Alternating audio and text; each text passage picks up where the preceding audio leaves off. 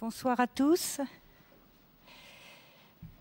Bonsoir, je suis Jacqueline Sanson, directrice générale de la Bibliothèque nationale de France, et au nom de son président Bruno Racine, je vous souhaite à tous la bienvenue. Je la souhaite aussi à Monsieur Paul Venn. C'est un grand honneur pour la Bibliothèque nationale de France que de recevoir Monsieur Paul Venn, professeur honoraire au Collège de France, et que vous connaissez tous et dont vous connaissez les travaux.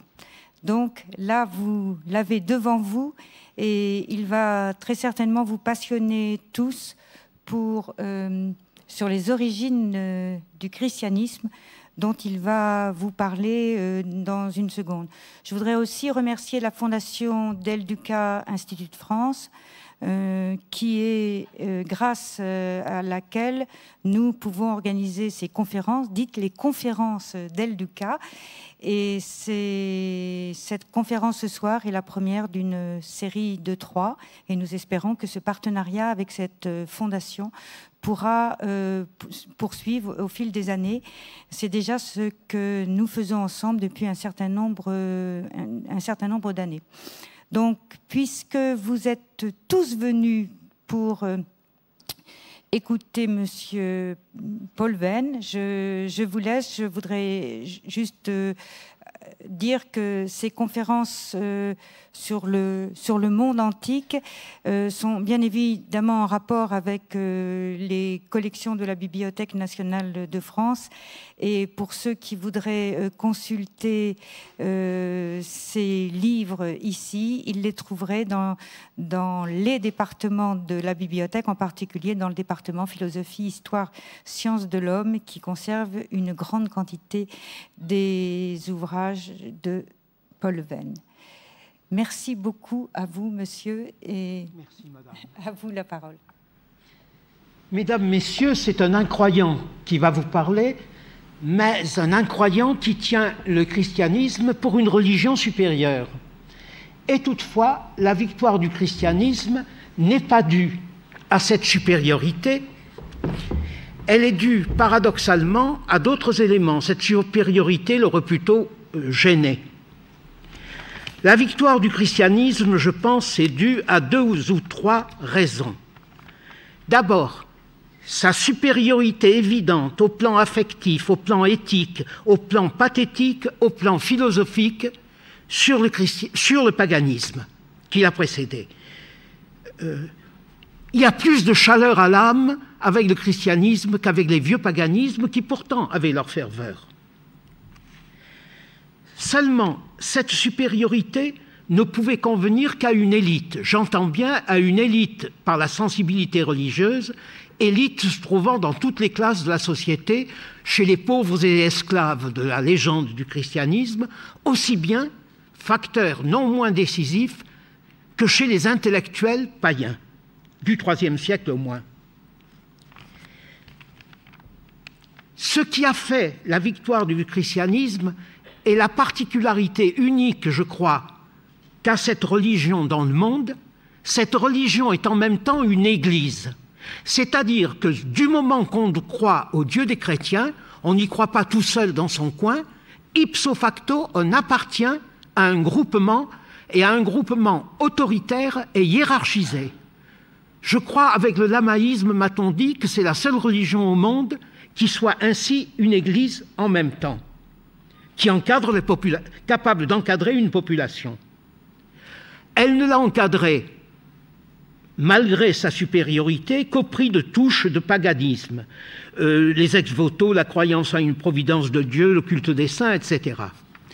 Quant à la raison qu'on allègue toujours, son monothéisme, vrai ou supposé, le monothéisme chrétien, il ne lui assurait aucune supériorité.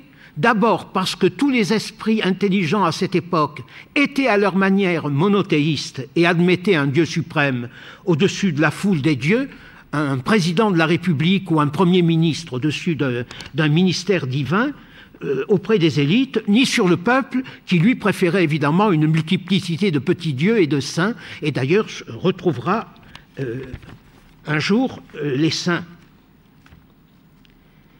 Ainsi donc, le double paradoxe est d'abord que le christianisme a triomphé non pas parce qu'il était préparé par la religiosité de l'époque, comme on le répète, mais au contraire à cause de son originalité. Beaucoup d'historiens ne cessent de dire qu'à partir du second siècle, ce qui est vrai, le monde païen devient de plus en plus religieux, de plus en plus fervent.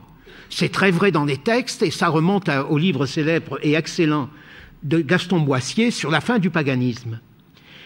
Mais ce n'est pas à cause de cela que le christianisme a triomphé. Il a triomphé parce que c'était une religion supérieure qui ne ressemblait à rien, qui ne ressemblait pas au paganisme. Il a créé ses propres conditions de succès, comme font les chefs-d'œuvre, qui créent une sensibilité nouvelle, sensibilité qui fait leur succès en retour.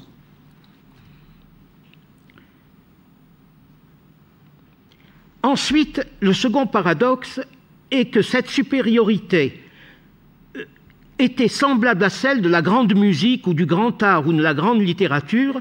Elle n'était sensible qu'aux âmes d'élite. Ce n'est pas elle qui a pu l'imposer contre le christianisme. Le christianisme a pu s'imposer comme religion coutumière lorsque des empereurs ont favorisé et enrichi l'Église. L'Église a pu à ce moment-là encadrer la population, ça a pris au moins 2 siècles, si ce n'est davantage, et créer un nouveau conformisme. Le christianisme est devenu la religion où l'on se trouve en naissant, à la différence des sectes au sens sociologique du mot où l'on choisit d'entrer. La religion où l'on est, et non pas la secte où l'on choisit d'entrer. Il a fallu, bien entendu, pour cela qu'il se banalisât un peu et qu'on pût demander à Dieu ou aux saints ou à des reliques, et plus tard à la Vierge, des bonnes récoltes ou la guérison d'une maladie au prix d'une procession ou d'un ex-voto à la façon païenne. Pour montrer la grandeur de la différence entre le christianisme et le paganisme, disons quelques mots du paganisme. Avec le paganisme est une religion où l'on aime les dieux comme on aime ses pères et mères, dit Aristote, qui est le seul à parler d'amour à ce sujet, et où on leur demande de bonnes récoltes. On passe de là à une religion où l'on adore Dieu et où on lui obéit, où on obéit à ses commandements, où l'on veut plaire à Dieu et non pas avoir des raisons d'être content des dieux, de leur protection et des bonnes récoltes qu'ils donnent. Un texte de Plutarque décisif nous dit croire au Dieu, c'est une chose très bonne parce que ça donne 2 choses. Ça nous permet d'avoir des fêtes. Quand on sacrifie au Dieu, la fête est suivie d'un banquet. Et ça nous donne des espérances, mais il précise, des espérances pour les bonnes récoltes. Il ne s'agit nullement de l'au-delà. L'au-delà est un tout autre domaine. Pour le dire tout de suite, chez beaucoup de peuples et dans beaucoup de croyances, la religion est une chose, l'au-delà en est une autre. C'est peut-être du surnaturel tous les deux, mais qui ne sont pas nécessairement liés. Si l'on trouve des tombes préhistoriques où visiblement il y a des traces de vénération des morts, n'en concluons pas qu'il y a déjà de la religion. C'est une chose à part. Dans le paganisme, l'au-delà n'était pas tellement lié au Dieu. Mais que pensait-on dans le paganisme? On pensait qu'il existait 3 espèces vivantes. Il existait les animaux qui n'étaient ni raisonnables ni immortels, les hommes qui n'étaient pas immortels mais qui étaient raisonnables, et les dieux qui étaient raisonnables et immortels. Ces 3 espèces vivaient dans le même monde, respiraient le même air et, pour les hommes et les dieux, respectaient la même morale. La même morale s'imposait aux dieux comme aux hommes. Ce n'est pas les dieux qui l'imposaient aux hommes. De même que les dieux et les hommes respiraient le même air et connaissaient comme eux le jour et la nuit. C'est une religion où on traite avec les dieux comme avec des relations diplomatiques, comme sur le plan international. On peut donc faire des reproches aux dieux. On leur en fait. Comment Vénus, après tout ce que je t'ai sacrifié, tu es incapable de faire en sorte que cette femme se donne à moi. L'empereur Julien, homme pieux s'il en fut, Julien dit l'apostat, à peine a-t-il commencé son offensive contre l'Iran, qu'il subit une défaite. Alors il décide qu'à partir de ce jour, on cessera de sacrifier à Mars pour lui donner une bonne leçon. Chez Euripide, un personnage qui est dans une situation critique, je crois me souvenir qu'il est dans l'antre des Cyclopes, dit à Jupiter, à Zeus, « Écoute Zeus, tire-moi de là, sans ça on pensera que tu es Ouden. Ça ne veut pas dire que tu n'existes pas, mais on pensera que tu es un rien du tout. » C'est ce qu'un historien anglais appelle dans le paganisme la prière challenge. Sauve-moi de cette situation, fais quelque chose pour moi, sans ça tes pouvoirs seront mis en doute et on ne t'offrira plus de sacrifice. C'est l'explication d'une des plus belles pages de la poésie universelle, le début du traité de la nature des choses de Lucrèce, où Lucrèce écrit « Vénus, toi qui règnes sur le monde entier, toi dont la puissance est telle et telle, aide-nous, mets fin aux guerres civiles. » Sous-entendu, si tu ne le fais pas, tes pouvoirs seront mis en doute et tu ne seras plus vénéré.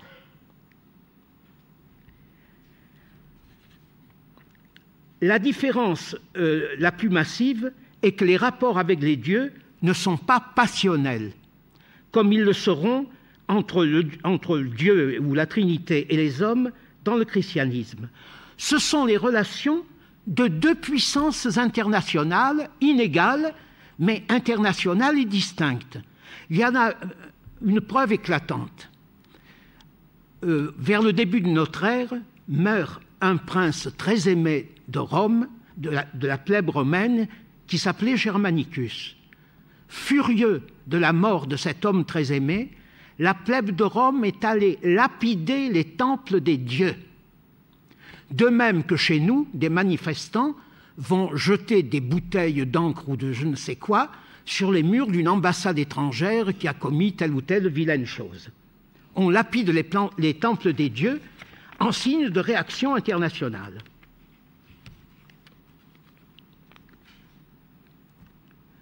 Ce qui a amené le triomphe du christianisme, c'est tout simplement ce fait décisif auquel j'ai déjà fait allusion, c'est que comme tous les chefs-d'œuvre, le christianisme, ce chef-d'œuvre de l'imagination créatrice des religions, a créé ses propres conditions de succès. Songez au succès de la Nouvelle Héloïse au XVIIIe siècle ou de Werther à la fin du siècle. On sait que la Nouvelle Héloïse a renversé la sensibilité du XVIIIe siècle, a créé l'état d'esprit rousseauiste et du coup a assuré son propre succès. Eh bien, le christianisme, cette création si originale, où il y a des rapports passionnels entre le monde divin et l'humanité, a créé une sensibilité qui, en retour, a fait son succès, au moins auprès d'une élite religieuse.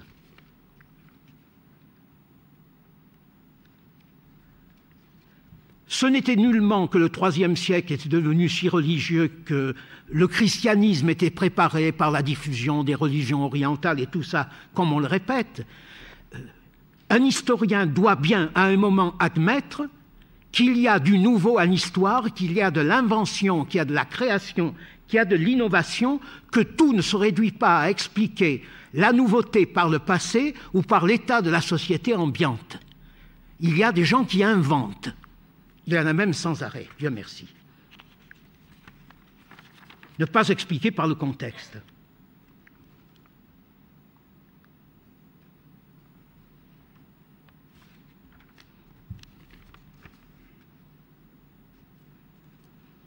Oui, dans le paganisme, les hommes et les dieux sont deux espèces vivantes qui ont des rapports internationaux. Dans le christianisme, en revanche, la divinité et l'humanité ne vivent que l'un pour l'autre dans une passion mutuelle, d'où, si vous voulez, une élévation de la température de l'âme, comme dit Georg Simmel. Le coup de génie du christianisme a été l'invention d'un homme-dieu, le Christ, Jésus, dont l'historicité ne fait pas aucun doute, j'ai besoin de le dire. Le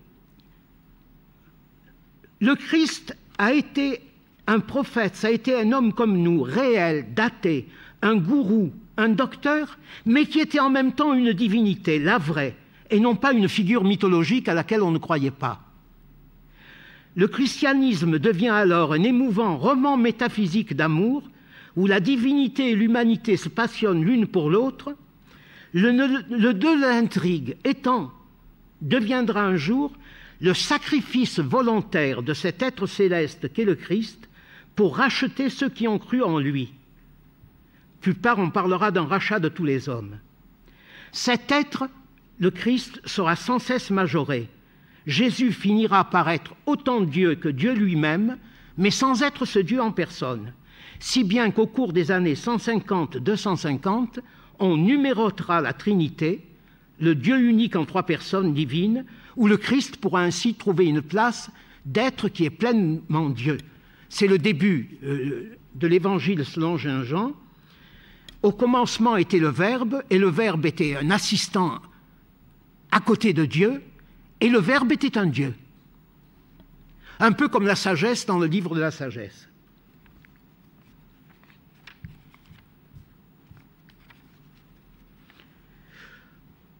Ce qui a fait le triomphe du christianisme, ce n'est pas le monothéisme. Je l'ai dit. D'abord, on parle aujourd'hui des 3 monothéismes, mais je ne vois pas ce qu'ils ont en commun.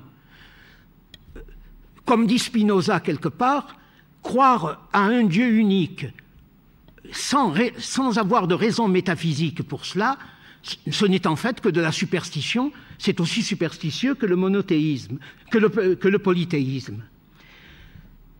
Le monothéisme de l'islam, fasciné par l'unicité d'un Dieu tout-puissant et qui est le seul maître, est une chose. Le christianisme, au contraire, la pluralité des personnes divines, et je ne compte pas le culte des saints.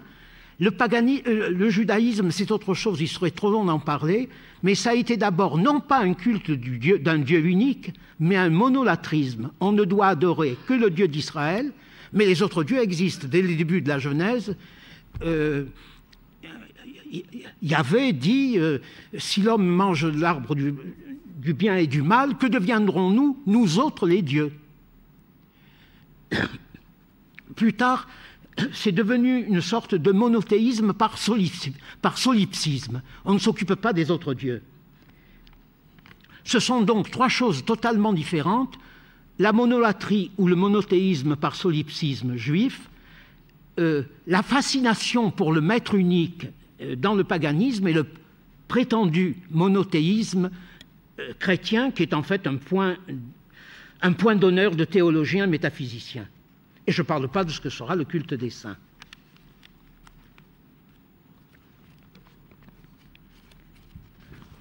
On parle aussi de l'universalisme chrétien. On fait le plus grand honneur à saint Paul d'avoir créé cet universalisme. En fait, celui qui a commencé, c'est bel et bien saint Pierre, avec la conversion du centurion Cornelius ou Corneille. En quel sens peut-on dire que le christianisme est universaliste? À mon avis, tout ce qu'on peut dire, c'est que les premiers chrétiens, à partir de saint Pierre, dont l'exemple a été suivi par saint Paul et puis par tous les autres, ont ouvert la religion nationale juive aux autres hommes. Ils ont ouvert la religion nationale juive, mais par là, ouvrant le culte de Yahvé à tous les hommes, ils n'ont fait que rejoindre le paganisme. S'il y a une religion qui est universaliste, c'est bien le paganisme. Songez que pour un païen, les dieux de tous les peuples et des peuples étrangers sont vrais, on ne se pose même pas la question. Les noms des dieux sont traductibles, peuvent se traduire d'une langue à l'autre, comme on traduit les noms communs. Par exemple, Zeus se dit Jupiter en latin et Taranis en celte. César dit à propos des Gaulois, ils adorent aussi Mercure et ils se font de ce dieu à peu près la même idée que nous. Mercure est naturellement un dieu celtique, avec son nom celtique. Les dieux de tout le peuple sont vrais. D'autre part, il n'y a pas de dieu national. Bien entendu, Athènes, en tant que cité, voue un culte particulier à Athéna, à Minerve, pour sa protection. Mais ça n'empêche pas tous les hommes, d'où qu'ils viennent, viendraient-ils de Scythie, viendraient-ils de Thrace, d'adorer Minerve à Athènes, si ça leur chante, on ne les en empêchera pas. Et ça n'oblige pas non plus les Athéniens à adorer Minerve à titre privé et à n'adorer qu'elle. C'est un culte public. C'est le culte privé de la cité comme institution publique, Minerve. Si un Athénien veut adorer d'autres dieux, et Dieu sait s'il le fait, il suffit de songer au sanctuaire d'Épidore au sud de l'Acropole, eh bien, il le fera. Chacun... Et alors, les dieux de l'étranger, on peut quelquefois les adopter. Songez à Rome adoptant la grande mère du Bérécinthe. On peut les adopter comme on importe chez soi une plante utile. Ensuite, cet universalisme, tant du paganisme que du christianisme, une fois qu'il a rompu avec le culte national de Yahvé, cet universalisme ne porte que sur le domaine religieux. Ça ne veut pas dire du tout que les hommes vont être traités d'une façon universelle. L'universalisme en question consiste à dire que la religion chrétienne est la seule vraie et qu'elle doit être prêchée à tous les hommes pour leur salut, car tous ont une âme immortelle. C'est pourquoi aux États-Unis, avant 1865, les propriétaires d'esclaves baptisaient leurs Noirs arrivés d'Afrique. L'universalisme de ces propriétaires esclavagistes était un universalisme de l'âme, ce n'était pas précisément un universalisme des lois de l'homme. Ils ne pensaient pas non plus que l'espèce humaine était une, et que les nègres étaient des hommes contre eux, libres de leur corps, et ayant des capacités mentales virtuellement égales à celles des Blancs.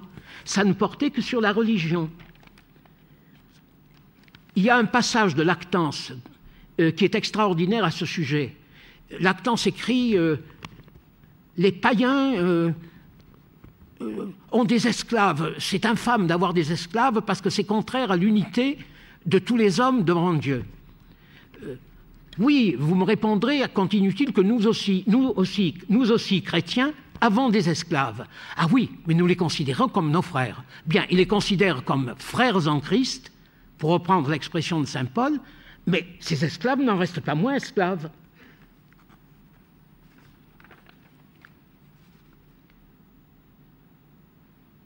Bref, l'ouverture à l'universel est uniquement religieuse.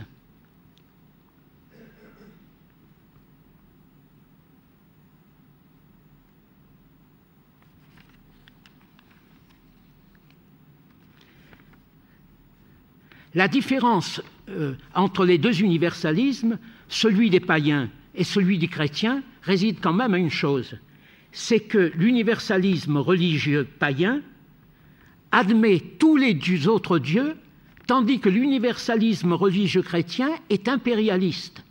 Seul le Dieu des chrétiens est le vrai, il vaut pour tous les hommes qui devraient tous se convertir et qu'on a le devoir de convertir, mais il n'admet pas sereinement l'existence des autres dieux.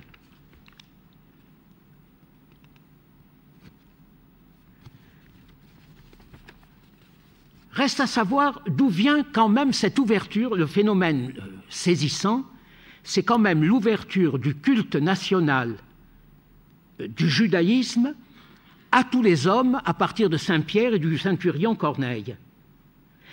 Je dois rappeler que Jésus n'était pas universaliste. Le Jésus des évangiles, si on le prend dans toute sa rigueur, ne destinait son enseignement qu'aux gens de son peuple. Jésus de Nazareth est le dernier des grands prophètes juifs, un des plus originaux aussi, mais il ne destinait nullement son enseignement à tous les hommes. Il a dit lui-même d'ailleurs, je ne suis venu apporter un message qu'aux gens de mon peuple. Je n'ai été envoyé qu'aux brebis perdues de la maison d'Israël, et ce n'est pas bien de prendre le pain des enfants d'Israël et de le jeter à des chiens, à des païens ou à des samaritains. Jésus, nous ignorons ce que Jésus, s'il avait vécu, aurait pensé du christianisme. En tout cas, lui était juif. Ce qui s'est passé, je pense, c'est la célèbre initiative de Saint Pierre dans les Actes des Apôtres. Saint Pierre cédant le premier à la tentation de baptiser un non-circoncis, le centurion Corneille. Le judaïsme, dès cette époque, intéressait beaucoup les païens de l'Empire romain. Il y avait beaucoup de synagogues à Rome, certaines fondées par des femmes, pour qui n'existait évidemment pas le problème de la circoncision, le gros problème de la circoncision. Il y avait beaucoup de craignants Dieu, c'est-à-dire de sympathisants du judaïsme. Ce fut un de ces sympathisants, converti en plus par l'enseignement spirituel du Christ, qui supplia Saint Pierre de le baptiser. Saint Pierre est le premier à avoir baptisé un non-circoncis. Ce fut un accroc au principe. Le zèle pieux de Saint Pierre a été ambitieux, impulsif et peu scrupuleux. Je pense que cet élargissement vient de ce que le Dieu des Juifs valait plus que tous les autres dieux aux yeux de Saint Pierre. Jésus valait plus que tous les autres prophètes. Et Jésus a été donné aux païens par Saint Pierre et par tous comme une aumône. Vous savez l'importance de l'aumône. Et je vous rappelle surtout les propos de Jésus à la Cananéenne. À Jésus qui ne veut pas donner à ses chiens de païens le pain des enfants d'Israël, la Cananéenne répond « Les chiens mangent bien les miettes qui tombent de la table des maîtres ». En effet, à cette époque, en guise de boîte à ordures, on utilisait des petits chiens qu'on appelait les chiens de table. Ensuite, la seconde raison qu'a eu sans doute Saint Pierre, qui a levé les scrupules de Saint Pierre, baptisant un non-circoncis, c'est qu'il donnait le judaïsme, et avec lui Jésus, à un païen comme une leçon tombant de haut. Nous nous souvenons que depuis 8 siècles, les prophètes et les psaumes enseignaient qu'un jour viendrait où les autres peuples viendraient à Jérusalem s'incliner devant le Dieu d'Israël, dont les autres dieux dans le ciel reconnaissaient déjà, affirme un psaume, la supériorité. Il y a une espèce d'ONU divine dans un des psaumes où Yahvé dit « Vous autres dieux, vous êtes incapables de protéger vos peuples, je suis le Dieu qui suis le plus fort de tous. » Et Salomon déjà pensait qu'un jour à son temple viendrait pour adorer Yahvé des gens venus de tous les peuples. Donc cette espèce de fierté judaïque, persuadé de la supériorité de sa religion, a fait que, comme une leçon, on a adopté le centurion Corneille. Et alors, un bon nombre des disciples, pas tous, on sait qu'il y a eu des querelles à ce sujet, mais un bon nombre de disciples ont alors senti quel immense marché potentiel s'ouvrait pour le message de leur prophète Jésus de Nazareth avec l'Empire romain où il y avait tellement déjà de craignants Dieu. Je vous rappelle que quand Saint Paul est allé à Rome, pour les raisons judiciaires que l'on sait, il y a trouvé déjà plein de chrétiens. Voilà comment s'est fait, si vous voulez, le glissement par ambition, un vaste marché potentiel dans lequel on pourra vendre sa marchandise religieuse, vendre Dieu, comme on dirait aux États-Unis, et la fierté de jeter comme une aumône aux gens cette religion supérieure.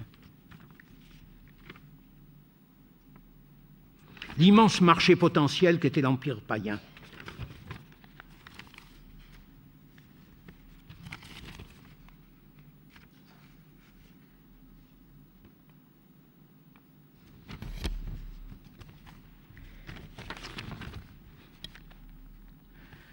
Je vais brièvement finir ou presque non, sur un sujet polémique. Il rentre même dans le champ politique. Je vais me demander si nous avons encore des racines chrétiennes, que nous soyons chrétiens ou ne le soyons pas, en Occident. C'est un sujet fort débattu. Je pense que nous n'avons plus de racines chrétiennes, que nous avons tout autre chose qui est bien différent. Le christianisme n'est pas nos racines n'est pas nos sources, c'est notre patrimoine, au sens où nous avons un patrimoine historique auquel nous attachons tant de prix, ne serait-ce que dans cet vaste édifice. L'histoire d'avoir des racines et des sources, un historien, je crois, a de la peine à y croire. Les réalités et les vérités en histoire se construisent peu à peu. Elles ne se construisent pas par la continuation d'une même chose, elles se construisent, comme disent les naturalistes, je crois, par épigénèse, par construction successive, peu à peu. Elles ne sont pas préformées dans un germe dont elles seraient le développement. Bon, c'est une thèse générale. Je pense donc que parler des racines chrétiennes de l'Europe, je vais dire un mot très dur, mais c'est un mot qui est une définition, ce n'est pas une erreur, c'est un non-sens. Rien n'est préfermé dans l'histoire. L'Europe, en revanche, a un patrimoine chrétien, en ce sens qu'elle habite une vieille maison où habitaient autrefois des chrétiens, conformes à ceux des origines, et où l'on voit au mur de vieux tableaux religieux auxquels nous attachons le plus grand prix. Voilà, je voudrais donc remplacer le mot de racine par celui de patrimoine. L'Occident actuel a un vaste et précieux patrimoine architectural, artistique, littéraire, musical et même phraséologique, qui est large. Il n'y a qu'à voir le langage employé par les hommes politiques, même au Parti socialiste. Un patrimoine, donc même phraséologique, qui est largement chrétien, mais sa morale et ses valeurs ne sont plus celles des chrétiens. S'il n'y a jamais eu des racines chrétiennes, elles sont coupées depuis longtemps. Songez à l'ascétisme, il nous est bien sorti de l'esprit. L'amour du prochain, vaste programme, mais un peu vague. Les esclaves chrétiens de jadis avaient le devoir d'aimer leur maître et de lui obéir. Et leur maître chrétien aimait ses esclaves, mais seulement en Christ. En 1870 encore, au temps du syllabus de triste mémoire, la modernité était étrangère, ou plutôt contraire, au catholicisme, au moins pontifical. De nos jours, la minorité de croyants a la même morale que la majorité incroyante. Toutes les familles chrétiennes n'ont pas 6 enfants. Tantôt les valeurs actuelles sont étrangères au christianisme. Je pense à la liberté sexuelle, au féminisme. Tantôt elles lui ont été imposées par la société laïcisée, la liberté de conscience. Et le christianisme s'y est adapté pour son plus grand profit. Il a adopté la laïcité et la démocratie. Il a adopté aussi des valeurs modernes, la réduction des inégalités sociales, depuis l'encyclique illustre de 1891 sur la condition ouvrière depuis Léon XIII. Depuis Léon XIII, c'est le christianisme qui a des racines modernes. Quant à l'histoire bimillénaire des dogmes, de la piété et de l'exégèse des livres saints, on voit bien que le christianisme n'a cessé par épigénèse de se construire et de s'adapter à son temps. Je pense à une chose, par exemple, un problème très difficile, qui est celui de la figure du Christ à travers les premiers siècles. La chose qui frappe le plus un incroyant, qui apprend quels sont les dogmes du christianisme ou qui l'a appris au catéchisme, comme c'est le cas de votre conférencier, c'est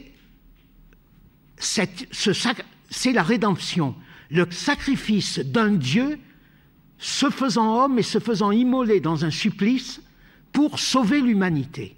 C'est une invention extraordinaire. C'est saisissant.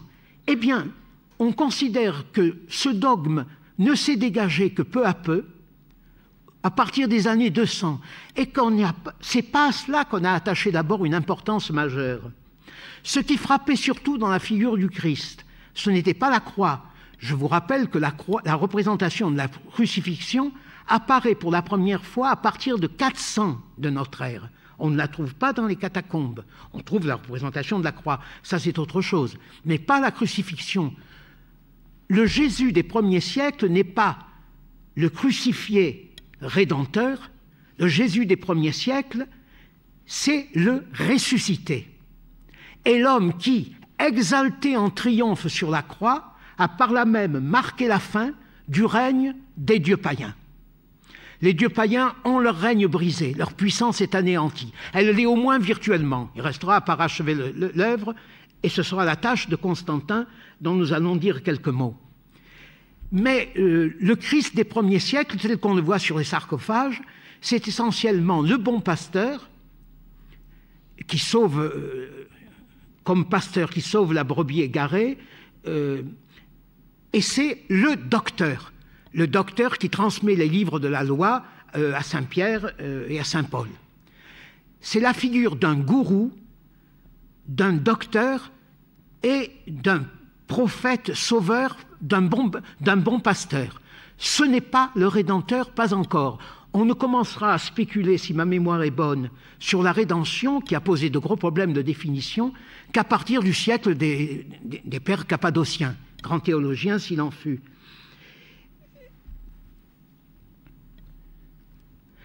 Et d'ailleurs, on s'est posé des problèmes. Il y a des allusions à la rédemption dans les évangiles, bien sûr, mais il y a une phrase répétée 2 ou 3 fois chez les synoptiques qui dit que Jésus a donné sa vie pour beaucoup d'hommes, c'est-à-dire pour ses disciples.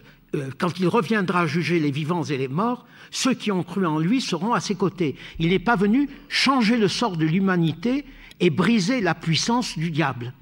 Ça, cette généralisation se fera après. Et puis ensuite, comment a-t-il fait pour briser la puissance du diable? On en discutera. La première idée est qu'il s'est donné en rançon, qu'il s'est donné à Satan comme rançon.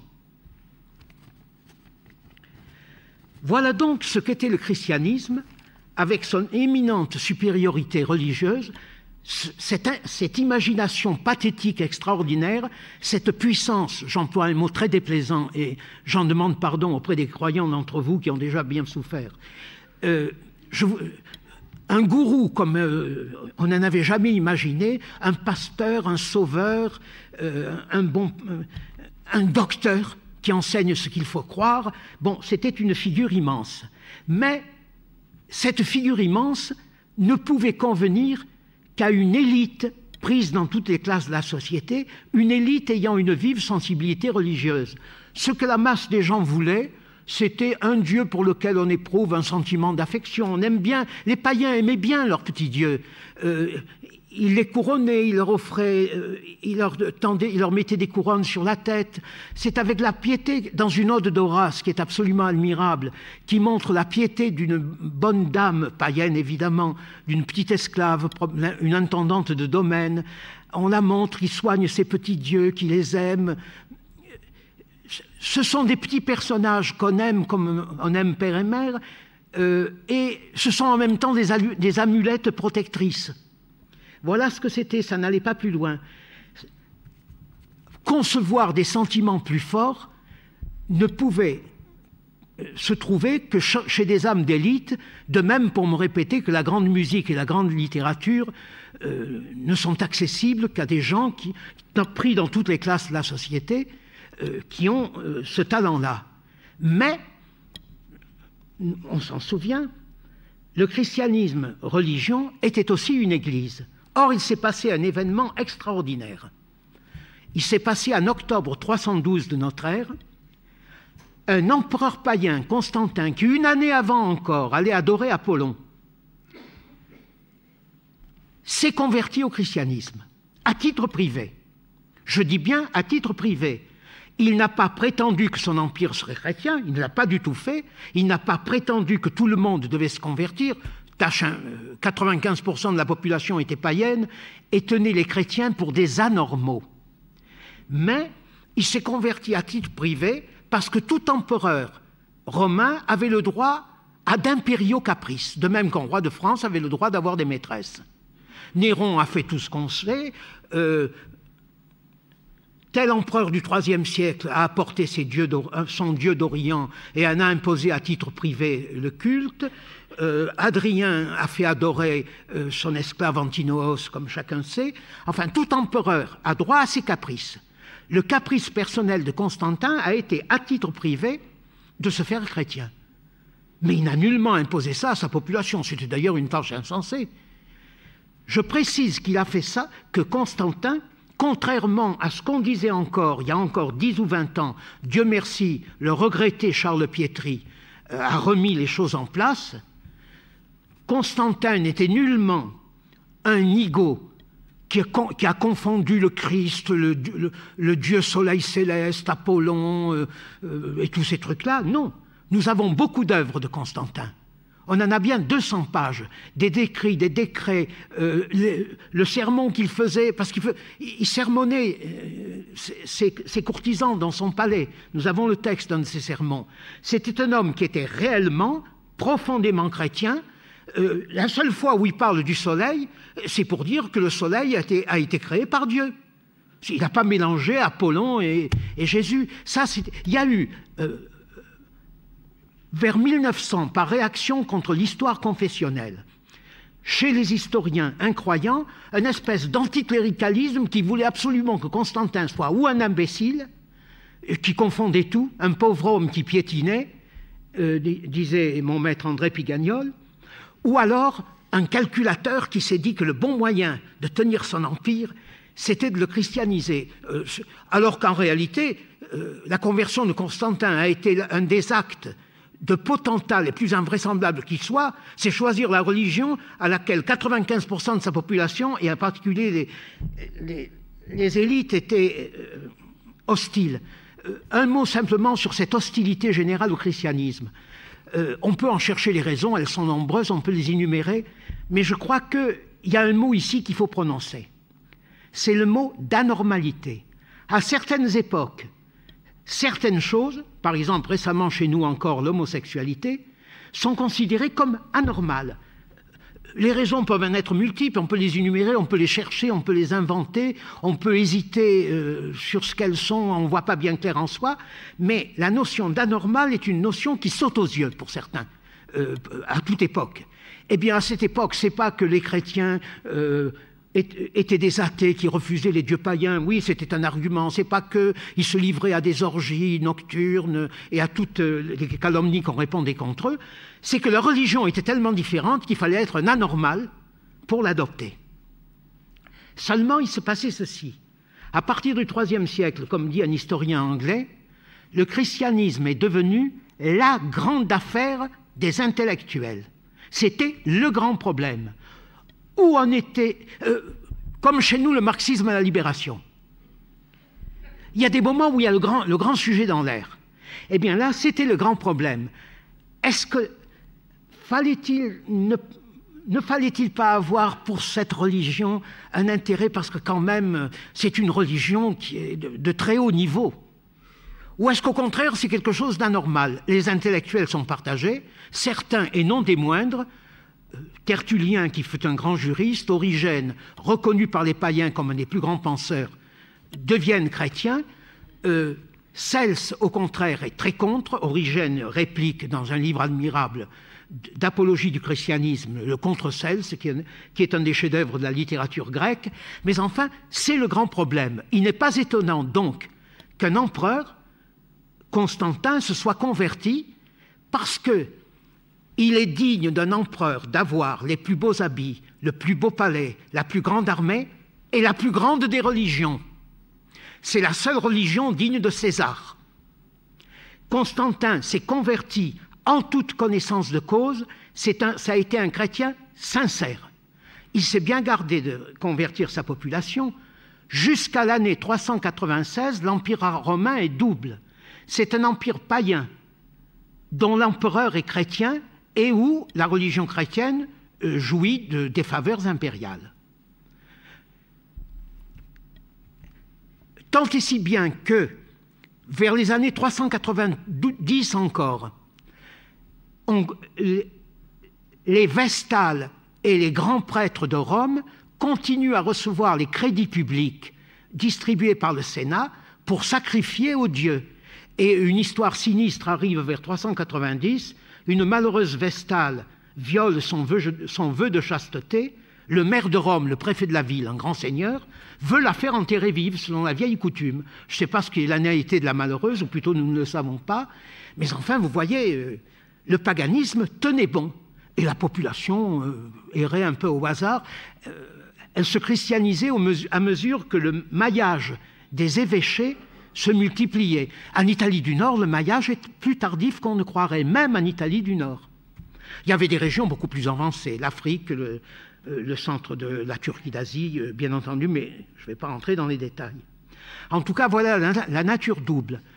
Si bien que il a pu se passer quelque chose, c'est qu'en 364, la parenthèse chrétienne aurait pu se refermer, ouverte en 312 par la conversion sincère et consciente de Constantin, elle aurait pu se fermer à la mort de Julien l'Apostat. Je dis bien à sa mort. Julien l'Apostat était un excité, bon, un agitateur, et puis qui se tenait comme pape autoproclamé d'un paganisme rénové, sur le modèle chrétien d'ailleurs. Mais enfin, laissons Julien l'Apostat, qui est une figure par ailleurs aussi respectable qu'on voudra. Il demeure qu'à la mort de Julien l'Apostat, on a failli élire quelqu'un qui avait été un des conseillers de Julien, qui était tout à fait compétent et qui était païen. S'il avait été élu, la parenthèse chrétienne se refermait. Il n'y a aucune raison de croire. Le christianisme, donc, serait redevenu ce qu'il avait été avant 312, une secte d'avant-garde. En effet, cet empereur redevenu païen n'allait pas persécuter les chrétiens. La mode de la persécution était passée depuis 50 ans. On s'était aperçu que quand on persécutait les chrétiens, on allait droit dans un mur. Parce que, comme le dit naïvement un empereur païen et très persécuteur, quand on persécute les chrétiens, bon, par prudence, par peur, ils cessent d'être chrétiens, mais ils ne redeviennent pas païens pour autant. Ce qui fait qu'il y a des trous dans le tissu religieux de l'Empire. Et ça, c'est très grave à cette époque. Il ne faut pas qu'il y ait des trous dans le tissu religieux de l'Empire. C'est une question d'équilibre, de normalité. Alors, on ne persécute pas. Un empereur païen en 364, refermant 50 ans de christianisme, un peu comme la Russie a refermé 50 ans de socialisme, cet empereur païen n'aurait évidemment pas persécuté. Il se serait contenté de ne plus verser d'argent à l'Église. Privé de fonds, ne pouvant plus encadrer fortement la population, eh bien, le christianisme serait redevenu une secte. Ce n'est pas du tout la grâce ou la non-grâce que je lui souhaite, c'est simplement pour montrer combien la position de Constantin était une position hardie, courageuse et complètement tranchant sur ce qui se passait. Le christianisme finalement a gagné parce que les païens ont fait une niaiserie, ou plutôt les Romains, les païens de la ville de Rome. Rome était à cette époque, comme dit Peter Brown, le Vatican du paganisme. La grande noblesse qui habitait sur l'Aventin, la grande noblesse de Rome, les grands aristocrates, très cultivés, hellénisants et tout, étaient païens par grande tradition. Et alors, à un moment, ils se sont dit qu'ils allaient en finir avec cet empereur chrétien qui se trouvait, lui, à Constantinople. Ils ont soudoyé un chef germain qui ne demandait qu'à prendre pleinement le pouvoir. Ils ont trouvé un brave homme rhéteur qui était prêt à jouer le futur rôle d'empereur. Et l'Occident, l'armée païenne de Rome, est allée rencontrer l'armée sous autorité chrétienne de Constantinople. Le choc a eu lieu au nord de l'Italie, entre Aquilée et la frontière, ce qu'on appelle la rivière froide. Et les païens ont été écrasés. Alors après ce coup, le paganisme a été purement et simplement interdit. Interdiction de faire des sacrifices et la surveillance policière allait très loin.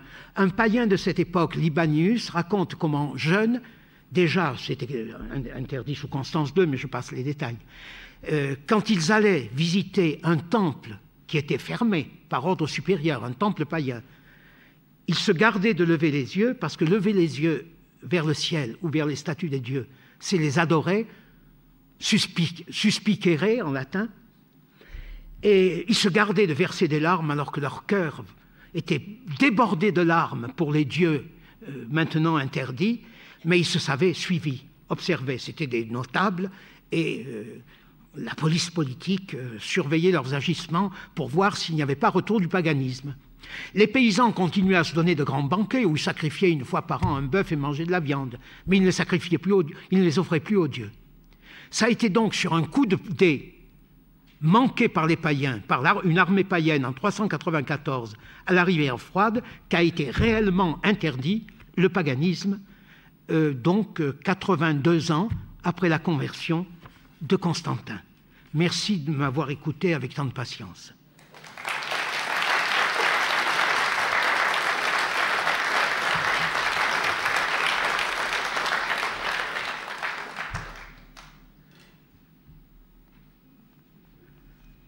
Me voilà seul, sans aucun secours, abandonné par mes autorités de tutelle, mais je crois qu'il convient que je demande à ceux d'entre vous qui auraient des questions ou des objections de bien vouloir lever la main.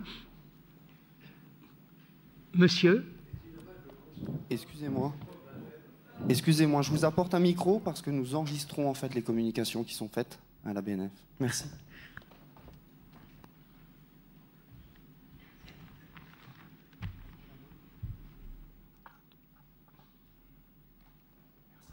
Je disais que j'ai eu des descriptions de Constantin qui n'étaient pas brillantes dans l'histoire avec les meurtres de famille et autres, mais qui étaient l'usage des familles impériales, mais que son baptême, il l'a demandé juste à l'article de la mort pour mourir pur. Si bien que j'ai l'impression qu'il était plus dans la ritualité que dans la foi. À cette époque, se faire baptiser à l'article de la mort était une conduite normale, usuelle. Le baptême était un degré de plus, si vous voulez, dans la christianisation. Comme dit, je crois que Saint Cyprien, il a cessé de croire au Dieu, il adore le Christ. Que voulez-vous de plus? Il est chrétien.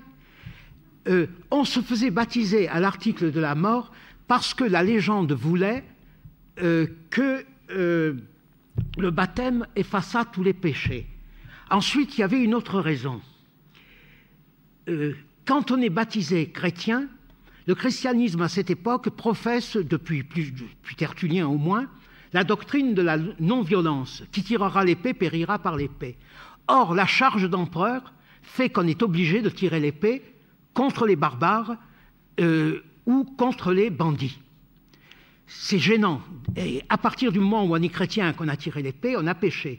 Mieux vaut donc ne pas être baptisé. Si bien que même Constance II est baptisé, tout pieux qu'il est baptisé sur son lit de mort. Un seul ne l'a pas été pour son malheur, ça a été Théodose. Théodose, le prince Théodose, qui n'est pas encore empereur, est gravement malade vers 30 ans, il est à l'article de la mort, vite sa famille le fait baptiser, pour qu'il aille au ciel avec le baptême. Il en réchappe, il devient empereur. Résultat, quand il y a eu le drame du massacre de Thessalonique, saint Ambroise, sachant que l'empereur était baptisé, le tenait sous sa coupe et lui a interdit l'entrée de la cathédrale de Milan. Un empereur baptisé... Et alors ça va si loin, par exemple, que le païen Claudien, un poète de cette époque, mais païen, se moque d'un général chrétien en disant « Oh, général, tu es chrétien, Dieu veuille, je souhaite pour toi que jamais ton épée ne se souille du sang d'un barbare. » Et Libanius se plaint de gouverneurs de province chrétiens qui se refusent de faire exécuter les brigands de grand chemin pour ne pas tirer l'épée. Et songez que, encore dans les années 412, sous le pape, ça y est, le nom naturellement du pape m'échappe, tout homme qui a exercé une charge publique de gouverneur et qui a été amené à appliquer les lois sévères de peine de mort ne pourra pas devenir prêtre.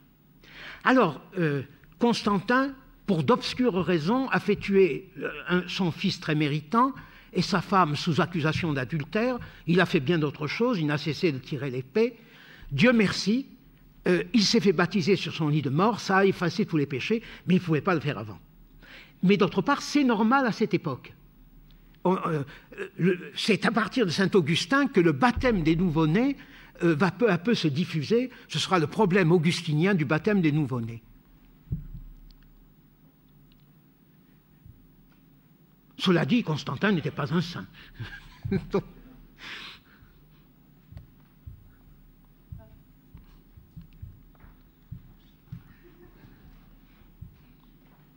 C'était pas un saint, mais c'était un croyant sincère. Bonsoir, Monsieur Venn. Je étais parfaitement convaincu par ce que vous avez dit sur la théologie du christianisme, qui est une nouveauté radicale à Rome. Mais enfin, tout de même, là où je vous suis un petit peu moins, c'est sur la morale. Vous vous souvenez très bien que ce que vous et moi, nous avons appelé, il y a quelques années, l'invention de la sexualité romaine, se produit dans une morale romaine extrêmement austère. Est-ce que vous ne croyez pas que le christianisme moral, je veux bien la moralité chrétienne, s'est niché dans une morale romaine qui était déjà toute prête? Pour la morale, j'en suis absolument persuadé. Le christianisme est profondément ascétique. Je ne connais pas le paganisme. Cet ascétisme fait qu'il doit adopter, il suffit de lire saint Paul, la morale la plus sévère qu'il soit. Mais la morale, on ne peut pas l'inventer à partir de zéro. Quand on prend ce qu'on voit autour de soi, le christianisme a donc adopté la morale sexuelle païenne la plus sévère. Parce que c'était la plus exemplaire, c'était l'exemple qu'il avait sous les yeux. Est-ce que vous seriez d'accord avec cette formulation, mon cher collègue? J'ai tendance à dire, et je vous l'ai dit une fois, lorsque vous êtes venu à Perpignan, je crois que la morale chrétienne s'est nichée dans une partie de la morale romaine, qui est la morale du negotium, donc la morale dite facilement du matin, du citoyen soldat, qui décide des lois et qui fait la guerre. Et la morale chrétienne a totalement ignoré la morale romaine de l'après-midi, la morale de l'otium. La preuve, c'est que le vocabulaire chrétien, quand il a repris l'otium, il en a fait l'oisiveté, c'est-à-dire rien. Or, l'otium des Romains, ce n'est pas du tout l'oisiveté, c'est autre chose que les activités publiques. Et là, je n'arrive pas à comprendre comment a pu se faire ce passage entre cette morale romaine extrêmement multiple, dont on a dit qu'elle était schizophrénique, ce qui est totalement faux. Vous savez très bien qu'elle est plurielle, elle n'est pas schizophrénique. Et la morale chrétienne qui, elle, est totalement unique. Alors, est-ce que vous avez, vous, une idée là-dessus? Non, je vous avoue, le problème est si vaste qu'il faudra que nous en reparlions à Avignon. Ou ailleurs. À Perpignan, en l'occurrence.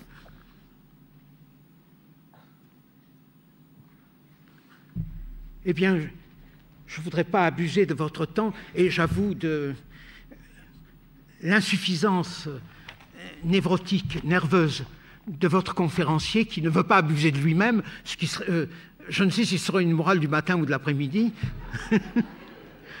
Je vous remercie de l'attention que vous avez bien voulu me prêter.